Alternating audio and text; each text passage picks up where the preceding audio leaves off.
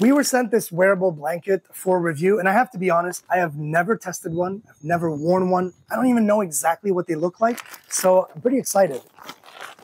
Let's take that out of the packaging, and yeah, let's see.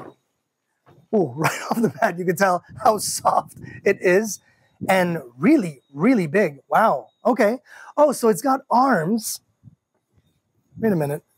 Has arms as a hood. It's a proper big hoodie. So you literally do not have to be like snuggled into your blanket on the couch watching a movie. You just have this thing on you. Let me try it on and show you exactly the full effect. This is going to be comfortable.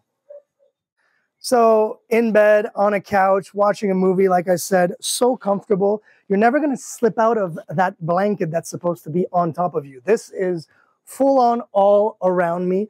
Really cool and smart. You can look even around my wrists. That's got that elastic, so it's nice and snuggly.